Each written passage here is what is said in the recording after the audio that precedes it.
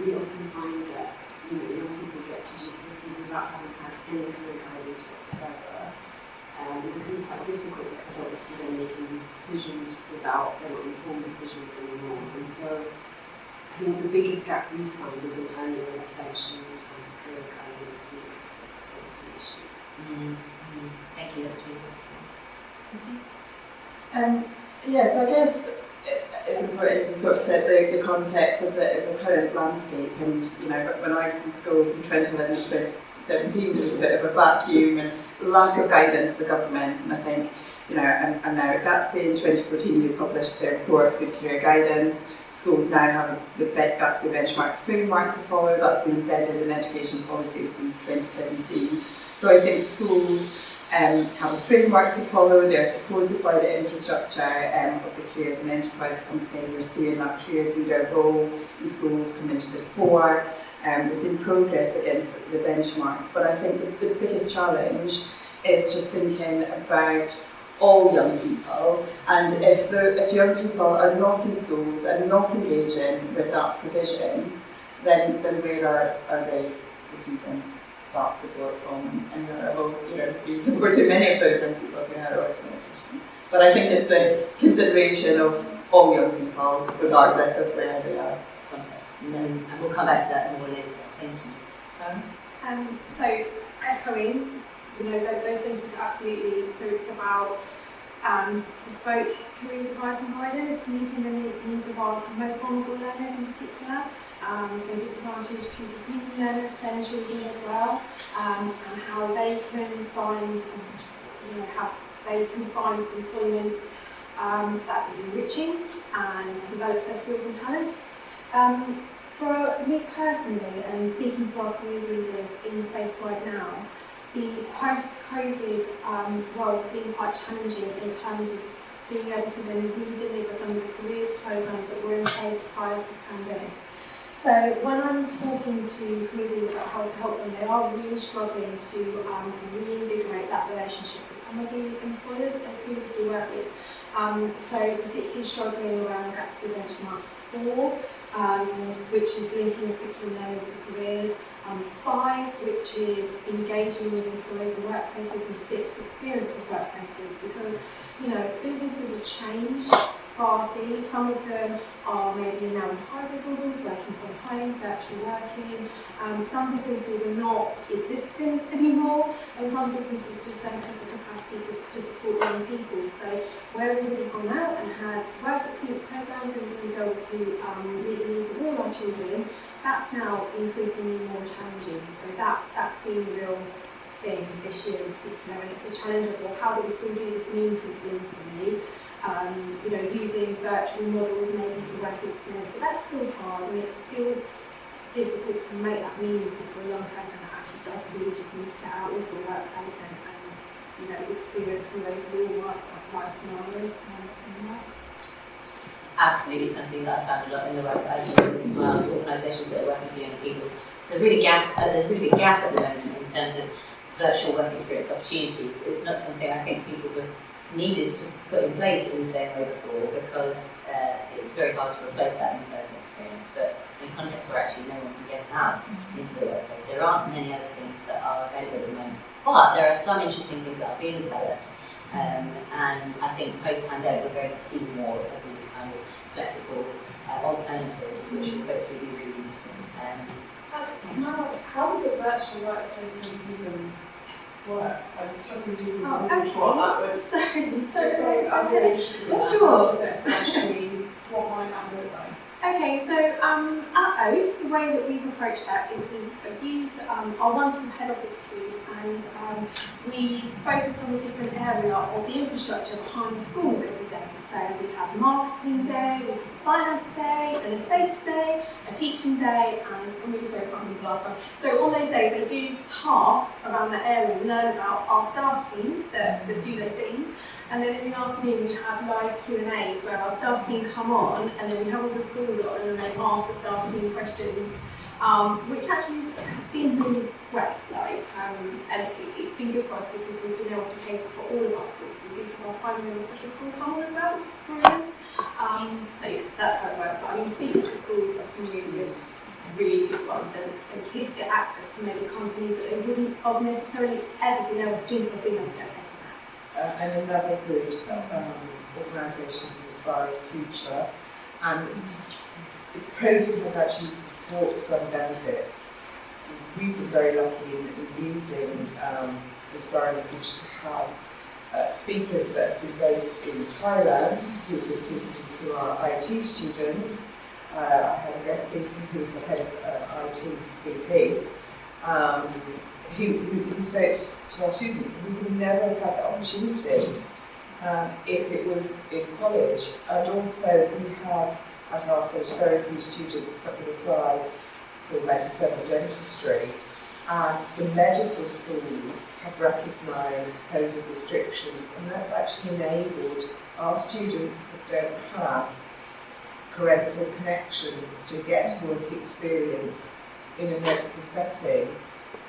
And medical schools have responded to that, and I think that has been a really good way of levelling things up for students that may not have that opportunity to them. It's interesting, isn't it? It's definitely opened some doors that wouldn't have been accessible, which is really exciting. But on the flip side, I think we're also really acutely aware of the fact that young people still need a lot of the skills that come around accessing the workplace.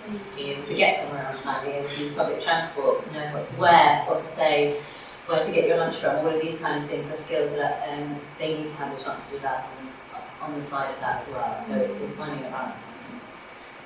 Thank you, it's really helpful. I'd like, if we could, to move on to thinking about how we might support each other around some of the challenges in delivering high quality careers education. So it'd be great to hear from each of you on something that you feel another stakeholder, someone who's in a different setting to you, could do to support your work. If you don't have one of those, what could you do for someone? We'll start with Laura this time. So basically building on from what I've just been talking about, it's about supporting the building of our networks.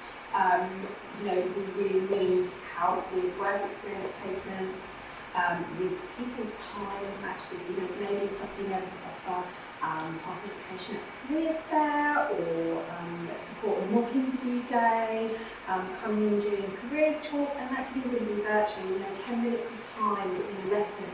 And also making what people do explicit to the curriculum learning as well, because how great would it be, the positive side of COVID is the development of our connectivity and capability in the classroom. So how great would it be if we're in science and we're learning this engineering skill and then somebody drops into the lesson who's actually doing that right now in the real world? That really brings that learning to life for the kids, so they can really see the relevance of what they're learning in the classroom, and I really love more of that help. Interesting people. I think I'll talk specifically about the role of youth organisations, because that's maybe been having conversations with Yara and other colleagues recently. So I think youth organisations in terms of young person's personal development have got a really, really important role to play. We know that they can support with work readiness and enhancing social and cultural capital. They also have a really important role in having that trusted relationship with young people, and I think that's really key for the groups of young people that I mentioned earlier who perhaps aren't engaging with the school system. And we know that some youth organisations have got careers and employability programmes sort of built into their core offer, but other youth organisations youth workers may be having those career conversations just organically with young people that they are supporting. So I think, thinking about support and training and CPD for those working in the sector is really important, and we know that funding for some of these organisations is difficult, but there are lots of, sort of free training and resources available through the Careers and Enterprise Company and through Gatsby, and so some of that is free online training. There's a rich resource directory with lots of resources I'm sure Clara has used. But also Gatsby recently launched a website called Open Futures. Now it's primarily aimed at parents, but we've recently developed a tool called Conversation Cards, not very snappy name, but it's about enabling adults to have meaningful career conversations with young people, and I think those resources could be really used effectively by any adult who is supporting young people. So I think there's lots out there. It's perhaps making it more visible and accessible to those within the sector. Absolutely, making the most of it. Thank you. Yeah? Yeah, I mean, I completely agree, obviously. I think in terms of, for us, for example, what's really worked is embedding, being completely shameless about asking people for things, so going very much to your funders, so we've gone to all of our funders, anyone we work with, what job do you do, can you offer 30 minutes to a young person, can you come into the youth centre and just talk organically and naturally to young people and have this equal exchange. It's those experiences that actually make a massive difference. So one of our funders, particularly at the start, was Google, and so we just asked them, can we have a day at the office where we go and meet different people from different departments? And obviously there's an array of people, it's not just your programmers or and so we met people across all the different departments, from security to baristas to. And that sense of exposure, real-time exposure to employers, to employment, to the industries they're interested in, but also kind of plugging in employability and employment skills in every project that we do. So all our creative projects, for example, we made a film last year, and off of that, 2 young people gained 3 million work experience in the filmmaking industry. And that was just through conversations with the filmmakers that contributed to work with us on the film.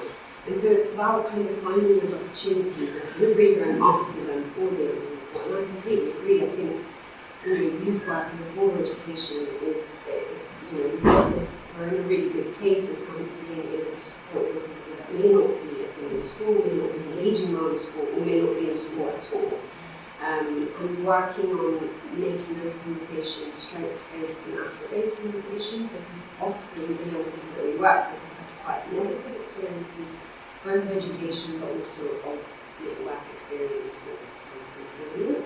And so it's about turning that on its head and really working on it from a personal point of view, trying to kind of not only get the behaviour and the kinds of things that you need out of it, but also make sure that they understand that you're actively trying to contribute to finding something that they want and purposeful in meaningful employment rather than short-term work, which is often what we experience.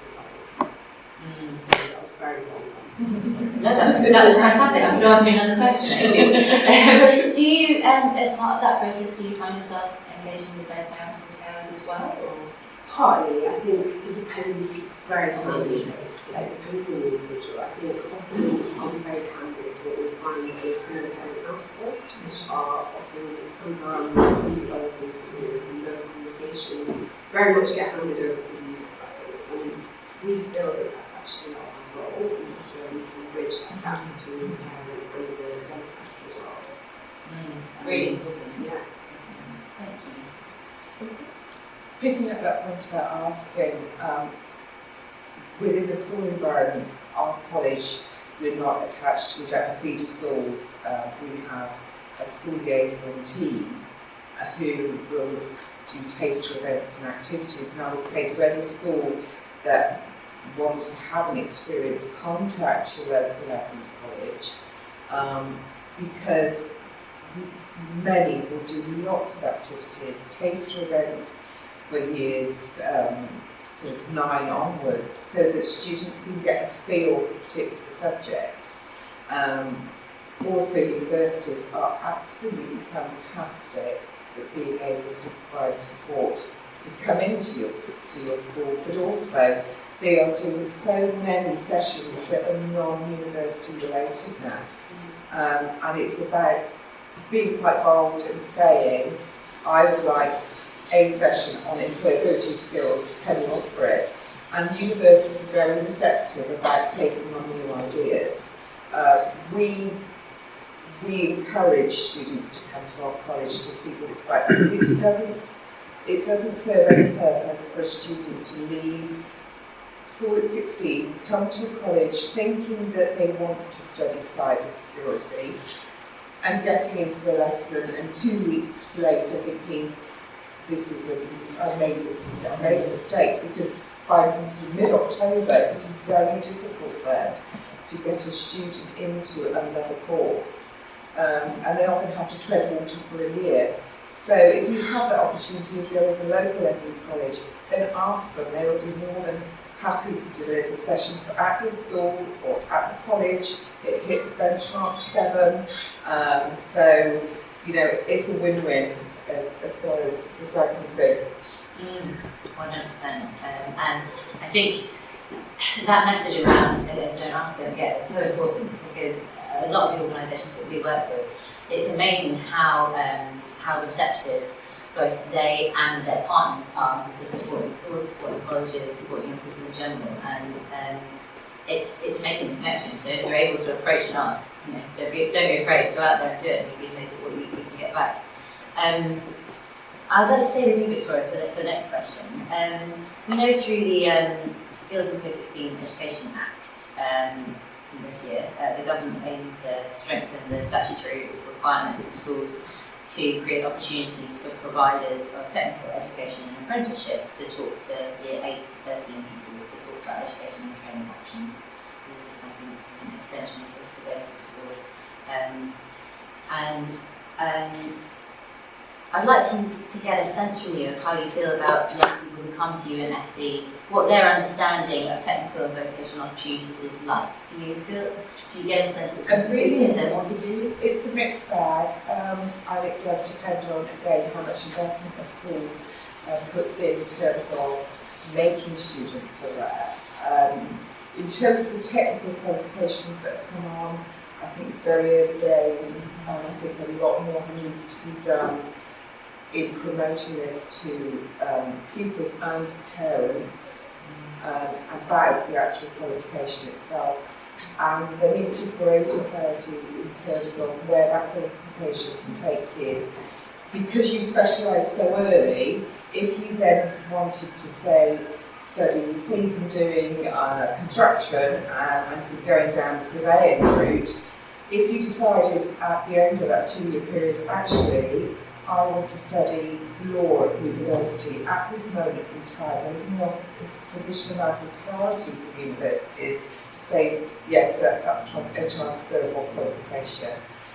So I think a lot needs to be done in the sector, by universities, by UPass, and also about promotion to parents, because parents know about GCSE, about A-levels, and they have a good understanding of extended diplomas.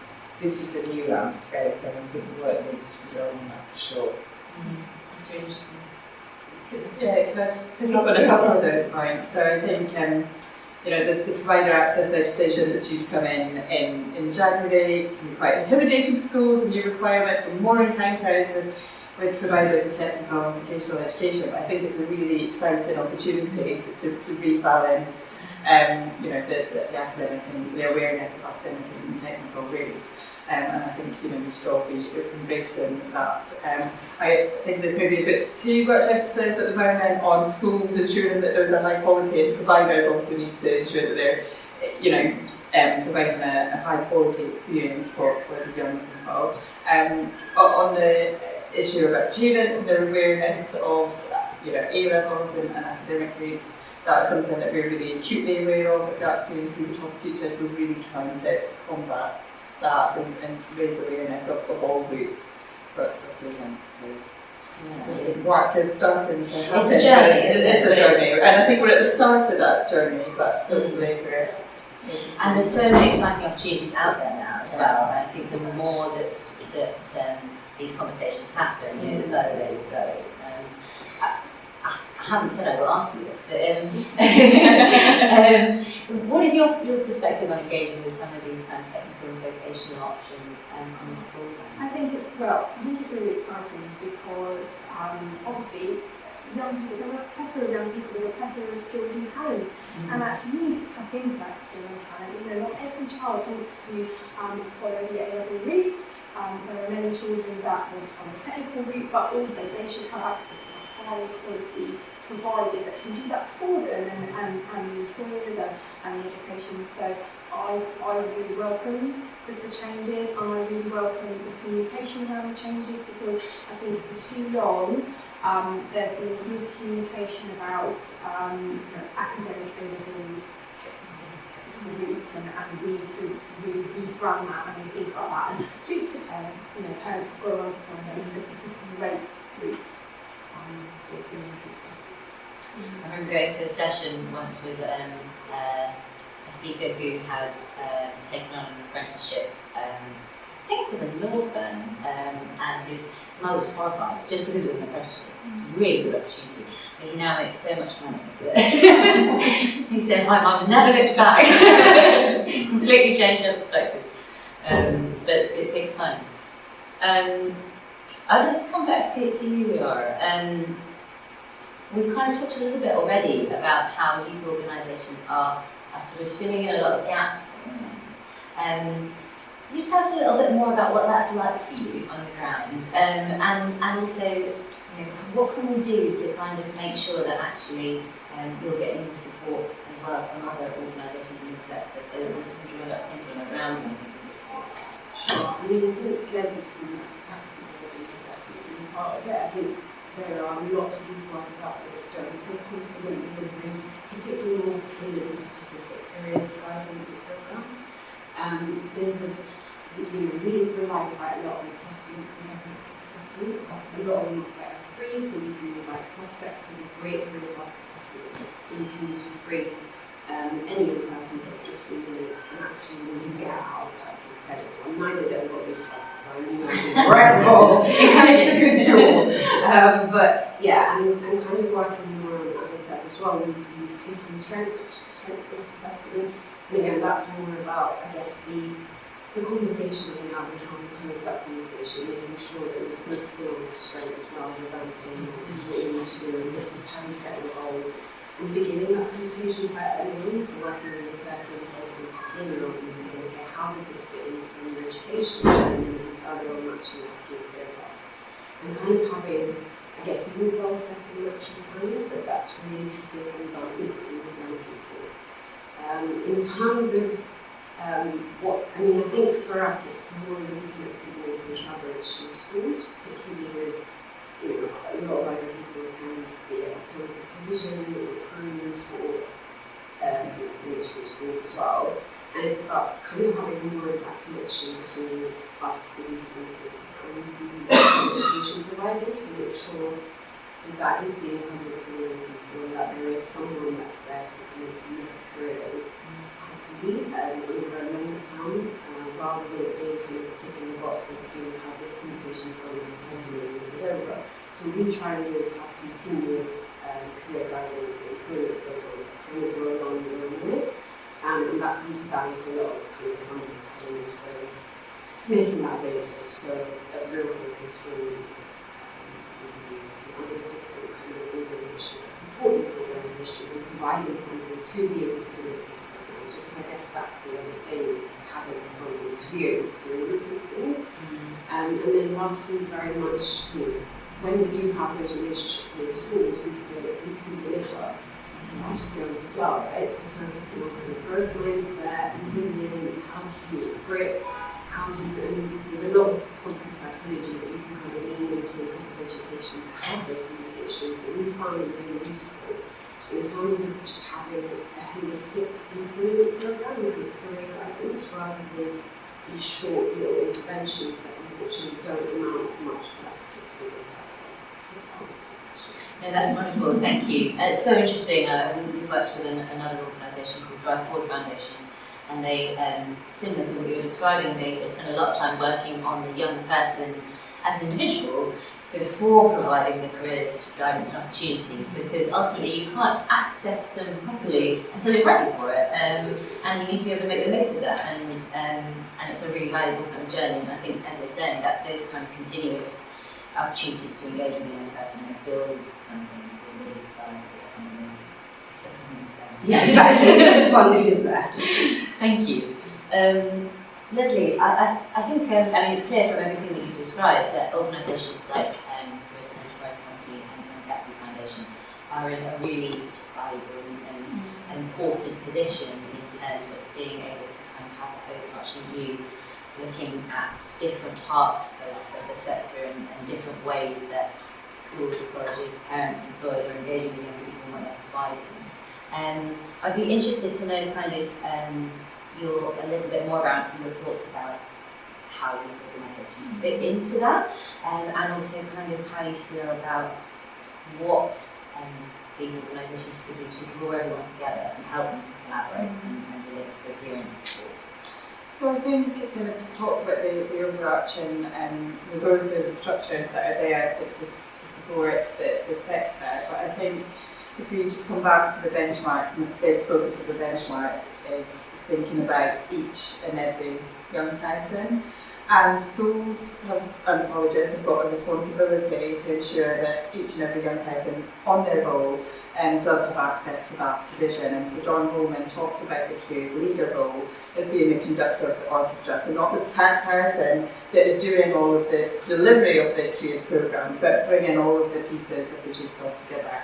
Now we know careers leaders, have got a lot on their plate, they're very busy, but I think it is also for them to engage with wider organisations who are supporting their young people. So I think visibility of the careers leader role to external organisations is really important, and that's to youth organisations, to employers, to other organisations within the community, and visibility of the careers programme, and really thinking about where different organisations fit into the puzzle. Not all different in school to school, but I think ensuring that there's that open door, there are open lines of communication between the school and external organisations that are supporting is really useful.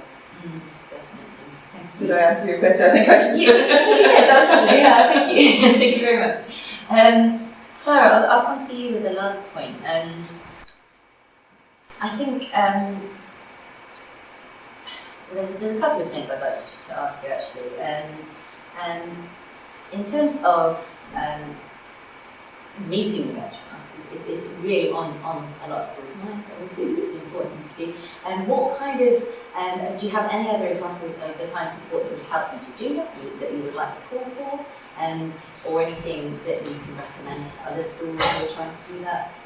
Okay, so well, the first thing I would definitely recommend to meet those benchmarks is firstly actually just accurate tracking. So the Careers Enterprise Company Global Plug for them, they've got this amazing software, Compass Plus, which allows a careers leader to just track careers activities really accurately. So that obviously really helps, and that helps us to see where gaps are and actually where maybe students haven't had vision for extra things in place.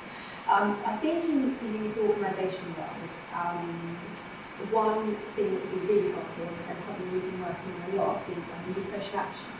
And linking new social action to careers, because actually it's a little bit more implicit than maybe some of the other components, like obviously there's a very obvious link there with people with some skills and things like that. So we've been using the Careers Enterprise Company new social action toolkit. And we've been thinking about, okay, if our young people are engaging in making that difference in the world, how can we help them with that, and which organisations can we tap into with their expertise to again support our schools to do that. So obviously a good example is Duke of Edinburgh, trying to get whole cohorts, year groups, to undertake the Duke of Edinburgh bonds in our line, so all students get to do that, they get to volunteer, they get to develop their skills. That there's a whole infrastructure that sits behind that. So it's about actually understanding what youth organisations are, how they can help us, and how we can work together in a meaningful but sustainable way as well. It's got to be sustainable, that's the key thing. Absolutely, yeah, it's not going to last. Thank you. And shout out to my colleague Abby at the back there, who supported in the development of the Youth Social Action Toolkit.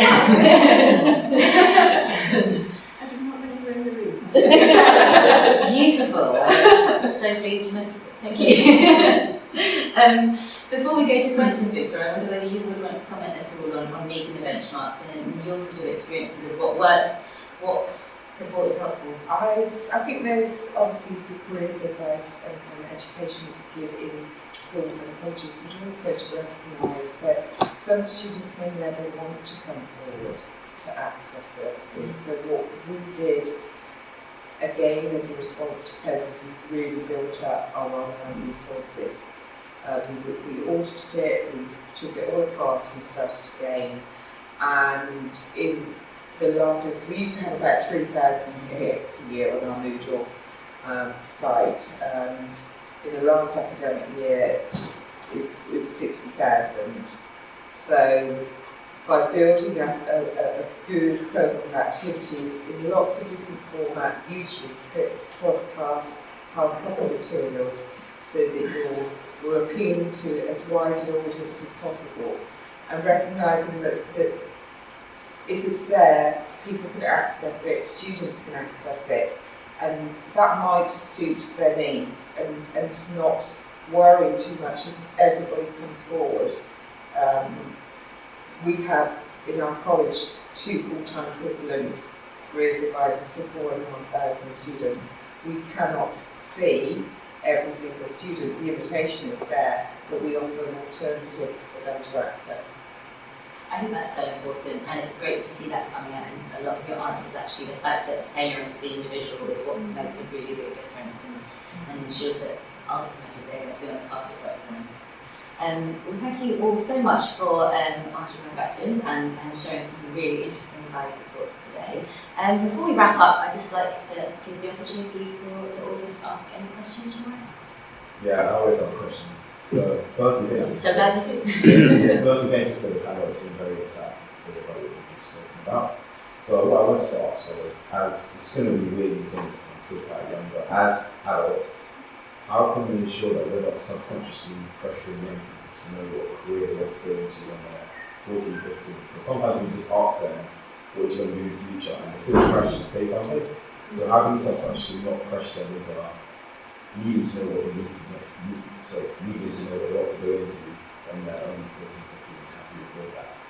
Great question. Really good question. Tough question. Yeah, who'd like to start? So we were just in a previous session, and this came up, and the career leader responded, so I'm going to share her response. Please go ahead. She was saying, so she is a careers leader in a school, and she was saying the question not to ask is what do you want to do, but just keeping that open dialogue to explore all options is the most important thing. So, you know, not putting that pressure on what you want to do. And I think the discussion in the last session was around, you know, people now will have multiple jobs in different careers, and you're not needing education going into something that you may stay in it for a long time, but it's likely that you will change careers, and it's just, I think that there's now more of an acceptance of that. Can I come in here? I think the one thing as a practicing careers advisor is I would really like young people to go away knowing what their strengths are, what their skills are, what they're really good at, and what things that they could work on. Because the job market, there are jobs that haven't been created yet. So to pigeonhole a student at 16 or 18 and say you're going into that, your career will evolve, and there will be opportunities and openings that you perhaps never envisaged. If you know who you are and you know what you like, I think that's a really important driver in determining a career for your careers. I agree with Victoria. I think it is about focusing on strengths, and that's what I was saying. One of the things that we do is we focus on doing the strengths assessment first, identifying what those skills are, and then building that relationship. Definitely not asking what would you like to do when you grow up, but what we usually do is put it a different way and say, do you have an idea of what you might be interested in, so that it's much more of an open conversation. And then when we do a careers assessment, it's one of the questions we also ask before we start is what do you think will come up, or what do you think will come up? And often, sometimes it's complete opposite from what you put in, and I always remind them that this is how you answer the assessment, or you give the assessment, this is what it's going to show out to you. But yeah, and I think, as I said, partly it's about having that previous relationship with the young person and being able to say, you know, I know that you enjoy sports, or I know that you're a very confident person who is quite an extrovert, and that skill set will match an array of jobs, to be honest, but might be more appropriate for certain sectors, I suppose.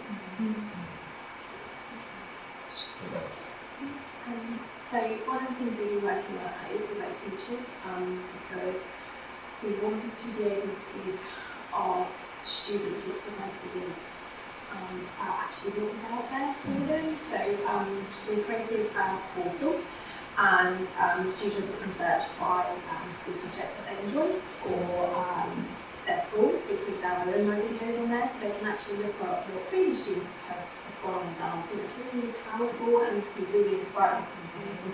Other people that walk through the corridors that they have and where they've gone to. So I think a lot of the work at age 14 and 15 is just about what it's walking, not talking about what's out there and possible pathways and things that you can do, and just opening eyes and minds. The possibility. I think just to add, and I absolutely agree on the strengths and skills, and I think there's a role for curriculum teachers for them to be really aware of the skills that are being developed through their subject area, so they can ensure that students are aware what the skills that they are developing in the classroom and how they might apply to the wider world. Definitely. And there's so much more out there than there's ever been. It's fascinating, the variety now, and there aren't many opportunities to investigate that. And there will be, like continuous time, it will be whole different. Exactly. So it's evolving. It's evolving, really flexible, and learning. So I'm now the Chief Executive of the Pressure Brand, so I've had experiences with employers also focusing on securities. What I'm going into now is focusing on virtual workspaces, which you highlighted earlier. Understandably, there's some shortfalls when it comes to virtual workspaces because you're not getting that hands-on contact with employers. What are the ways, what are the sort of positives that you see working? Apart from something you see the negatives you mentioned there, or the barriers you mentioned, the negatives, what are some of the positives and what are some of the things that you'd like to see more of when it comes to virtual workspaces that for young people, and the other platforms that go forward? Like one of those I'm thinking of is getting the employment involvement in there, so it's an employer-driven approach, as opposed to it being music and designing and then sticking an employer's badge on it. So I think, as businesses come back from the pandemic, they're either adopting a virtual approach or a hybrid approach, and it's obviously therefore important that's reflected in the provision for students, and their experiences are reflected in the reality of the workplace. So I think it's very important and great to hear that that's going to be your focus. Gatsby worked with CC during the pandemic to put together guidance on what does a good virtual work experience placement look like, so we encourage you to look at that. And also being mindful of meeting the needs of all students. So be thinking about maybe neurodivergent people or other SEND, and making sure that everything that is offered meets the needs and is accessible, but still has obviously very high expectations for them. But it might just be that the resources need to be adapted in some way to make sure that they are accessible. I would say to engage with all the staff that work within the organisation with e-clips, with videos, so that young people have a true understanding of the positives and also the negatives of working in a particular environment.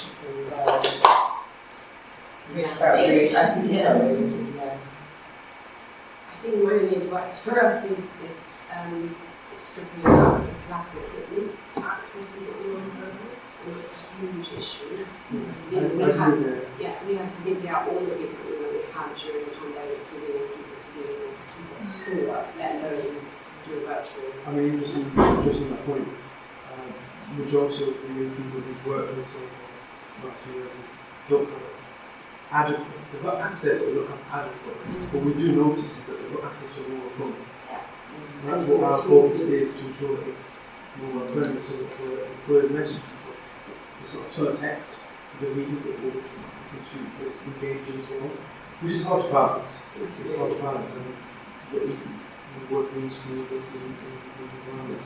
And we did a session which was similar yesterday, and you have that same with everything. Thank you. And yeah, really excited that you're working on that. I'd love to hear more about it as you can. Thank you for sharing. We are at the end of our time, and this is our last session for today. So thank you so much to you all again for taking part in the panel, and to all of you for joining us this afternoon.